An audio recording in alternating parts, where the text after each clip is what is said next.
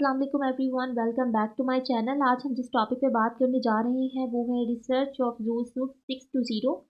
और इसके बारे में बहुत सारे स्टूडेंट्स क्वेश्चन कर रहे थे कि हमारे असाइनमेंट्स क्या हैं और असाइनमेंट की डेट कब ओपन होगी, असाइनमेंट का टॉपिक क्या है, कब सबमिट करवाना है, कैसे और कहाँ हमने सबमिट करवाना है, इसका कंटेंट कहाँ से रिसर्च करना है।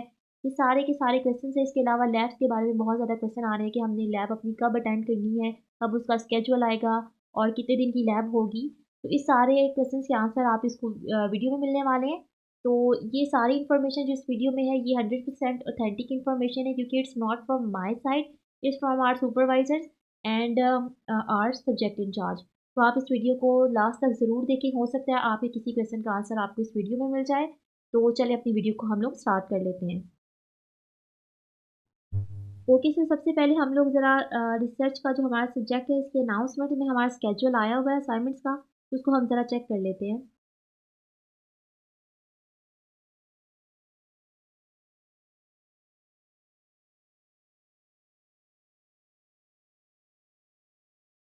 ये हमारी सीट्स के बारे में है और ये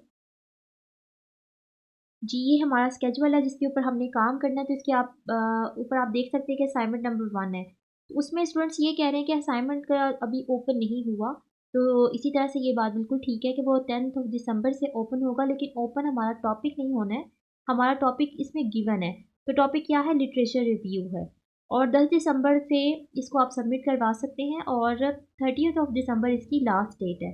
अब लिटरेचर रिव्यू है क्या? स्टूडेंट्स कह रहे हैं कि हमारा टॉपिक हमें गिवन नहीं है। एक्चुअली जो आपका रिसर्च का टॉपिक है वही आपका असाइनमेंट का टॉपिक है, उसके बारे में ही आपने रिव्यू देना है।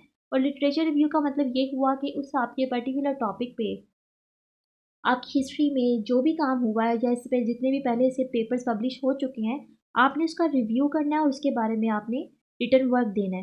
तो उसके बाद स्टूडेंट्स कह रहे हैं कि अभी ये टॉपिक नहीं है और ये सारी बात तो इस तरह से बिल्कुल भी नहीं है। एक्चुअली यही आपका टॉपिक है। आपका रिसर्च का टॉपिक ही आपका असाइनमेंट का टॉपिक है। तो इसको रिसर्च किस तरह से हमने करना है तो उसके लिए हम लोग चेक कर लेते हैं। जी, तो मैं ज़रा आपको बता देती हूँ कि आपने ये कंटेंट जो आपके असाइनमेंट नंबर 1 का है वो कहाँ से रिसर्च करना है। तो उसके लिए एक रिसर्च इंजन है, सॉरी एक सर्च इंजन जिसको हम कहते हैं गूगल स्कॉलर, तो उस पर हमने चले जाना है। ठीक है, अब गूगल स्कॉलर को मैं ओपन कर लेती हूँ। अब यहाँ पे दो हमारे पास ऑप्शन आ रहे हैं कि आपने कोई केस लॉ करना है या आर्टिकल्स। तो हमारे जो टॉपिक है वो आर्टिकल्स ही हैं। तो इसके लिए मैं यहाँ पे अपना टॉपिक, कोई भी मैं टॉपिक लिख सकती हूँ। फॉर एग्जांपल मैं यहाँ पे लिख देती हूँ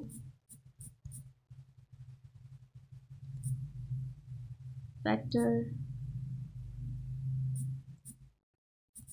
इफेक्टिंग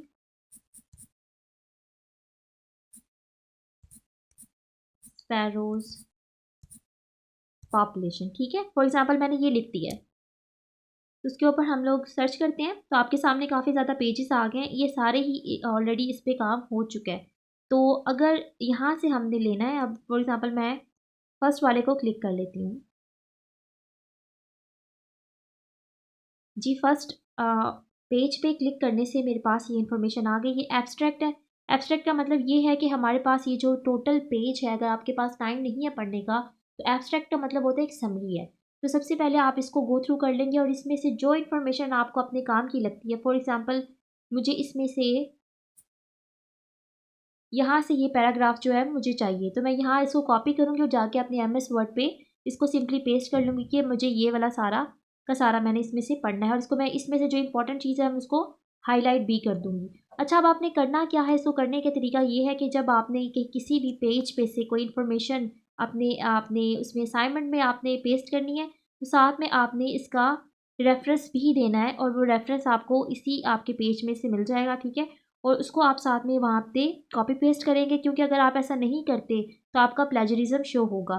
क्योंकि आप कोई भी इंफॉर्मेशन किसी भी पेज से लेकर अगर आप उसको एज इट इज़ करते हैं तो वो प्लेजरिज्म में आ जाता है, लेकिन अगर आप उस वेबसाइट का रेफरेंस दे देते हैं तो वो प्लेजरिज्म में नहीं आएगा। तो ओवरऑल करना आपने यही काम है। तो इसके अलावा हम एक दो और भी चेक कर लेते हैं। फॉर एग्जाम्पल मुझे कुछ यहाँ से मिल गया और उसके बाद मैं नेक्स्ट वाले पे चली गई हूँ। इसके अलावा भी आपका जो भी आपके पास टॉपिक है, जैसे कि किसी को बैक्टीरिया का टॉपिक है, किडनी डिजीज़ का टॉपिक है, सॉइल एलिमेंट्स का टॉपिक है, तो उसमें भी आप उसको यूज़ कर सकते हैं। ये एब्स्ट्रैक्ट है, यानी कि समरी जहाँ लिखी हुई है, ये इसका इंट्रोडक्शन है, इस पेज पे जो काम हुआ है, और ये सारा इस जर्नल की इन्फॉर्मेशन है और पब्लिशर की इन्फॉर्मेशन है। यहाँ पे नीचे आपको नज़र आ रहा है, यहाँ से ये कॉपी होगा, इसका रेफ़रेंस है इस वेबसाइट का, तो आप इसको भी साथ में पेस्ट वहाँ पे करेंगे। और उसके बाद जी इसी तरह से आप डिफरेंट टॉपिक यहाँ पे सर्च कर सकते हैं। इसके अलावा मैं आपको एक बात यहाँ पे क्लियर कर दूँ कि ज़रूरी नहीं है कि आपने एज़ इट इज़ अपने टॉपिक को यहाँ पेस्ट करना है, वो इन्फॉर्मेशन आएगी। उससे रेलेवेंट आप जो काम आपको चाहिए वो भी आप कर सकते हैं। फॉर एग्ज़ाम्पल मैंने फैक्टर्स अफेक्टिंग स्पैरोज़ पॉपुलेशन लिखा है। तो इसके अलावा मैं किसी पर्टिकुलर एरिया में अगर इसको सर्च करना चाहती हूँ, तो मैं वो एरिया भी मेंशन कर सकती हूँ। इसके अलावा अगर ये किसी किस्म का रिलेशनशिप शो करता है, फॉर एग्ज़ाम्पल यहाँ पे ये प्रीडेटरी रिलेशनशिप को शो करता है, या कोई और प्रॉब्लम है, कोई डिज़ीज़ है, तो आप उस पे भी पर्टिकुलर डिज़ीज़ का नाम लिख के भी सर्च कर सकते हैं। इस तरह से काफ़ी ज़्यादा आपके पास कंटेंट इकट्ठा हो जाएगा, लेकिन आपने वही बात याद रखनी है कि जब आपने इस पे लिटरेचर रिव्यू करना है, तो साथ में आप उसका रेफ़रेंस भी देंगे। जी, तो उसके बाद दोबारा हम लोग अपने स्केड्यूल पे आ चुके हैं। असाइनमेंट नंबर 2 हमें ये कि बता रहा है कि आपने मेथोडोलॉजीज़ पे लिखा हुआ है। तो मेथोडोलॉजी किस चीज़ का मेथड होता है, तो डेफ़िनिटली जब आप अपना रिसर्च वर्क करेंगे, उसमें जो भी आपने अपने टॉपिक के अकॉर्डिंग मेथड अडॉप्ट किया होगा, फॉर एग्ज़ाम्पल आप लैब वर्क करते हैं, आप किसी हॉस्पिटल में जाके काम करते हैं, आप सैंपल कलेक्शन करते हैं, या फिर आप स्लाइड्स बनाते हैं, आपके जो भी रिज़ल्ट आते हैं, जो भी कंक्लूजन है, वो भी आप उसमें लिखेंगे। तो ये आपको इंशाल्लाह आपके सुपरवाइज़र साथ-साथ गाइड करते जाएँगे।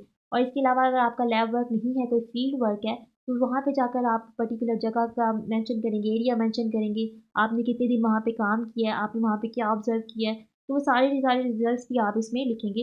इस तरह से आपका ये वाला असाइनमेंट भी कवर हो जाएगा। उसके बाद नेक्स्ट रिज़ल्ट है और इंट्रोडक्शन प्लस एब्स्ट्रैक्ट है, ये आपका थीसिस कैसे कंप्लीट होना है, ये उसके बारे में है। तो सुपरवाइज़र आहिस्ता-आहिस्ता आपको साथ में गाइड करते चले जाएँगे। उसके बाद स्टूडेंट्स के पास क्वेश्चन है जो मेजर, वो है लैब के बारे में। कितने दिन की लैब है, क्या हमने लैब वर्क करना है, क्या हमने नहीं करना, कितनी दिन अटेंड करना है, क्या अटेंडेंस लगेगी, ये वो सब। तो इसके लिए ये डिपेंड करता है कि आपने क्या टॉपिक चूज़ किया है। फॉर एग्ज़ाम्पल कुछ टॉपिक ऐसे हैं जिसमें लैब वर्क नहीं है, वो फील्ड वर्क में आ जाते हैं। तो उसके लिए आपकी लैब में अटेंडेंस लगवाना आपको ज़रूरी नहीं है। सिंपली आप अपना काम अपने सुपरवाइज़र को सेंड करेंगे, वो उसको चेक करके पास करते हैं, तो आप सिंपली उसको अपने असाइनमेंट को सबमिट करवा सकते हैं। इस दौरान आप अपने सुपरवाइज़र को, अगर आपको समझ नहीं आती, आप थोड़ा-सा असाइनमेंट वर्क करके भी पहले चेक करवाएँ, उसके बाद आप उसको प्रोसीड कर सकते हैं। तो ईमेल पे आप उनसे कॉन्टैक्ट कर सकते हैं। उसके बाद आगे आ जाता है क्वेश्चन के कितने दिन की लैब अटेंड करनी है। तो वही बात है कि ज़रूरी नहीं है कि आप एक पूरा महीना लैब में जाएँ, कि किसी भी सुपरवाइज़र ने आपको पर्टिकुलर शेड्यूल में मेंशन नहीं किया हुआ और ना ही किया जाएगा। और ये है कि अगर आप अपना काम 10 दिन में कर लेते हैं, तो आप 10 दिन में फ्री हो जाएँगे, 20 दिन में करते हैं, 20 दिन में फ्री हो जाएँगे, तो ये आपके टॉपिक पे डिपेंड करता है और किसी किस्म की परेशान होने की बिल्कुल भी ज़रूरत नहीं है। इसके अलावा अगर आपके पास कोई क्वेश्चन है, तो आप मुझसे कमेंट सेक्शन में पूछ सकते हैं। मैं ट्राई करूँगी कि आपकी हेल्प कर सकूँ। और इसी के साथ ये वीडियो एंड हो जाती है। होपफुली ये वीडियो आपके लिए हेल्पफुल रही होगी। तो इसके साथ इसको लाइक करें और मेरे चैनल को सब्सक्राइब करें। Thank you so much. अल्लाह हाफ़िज़।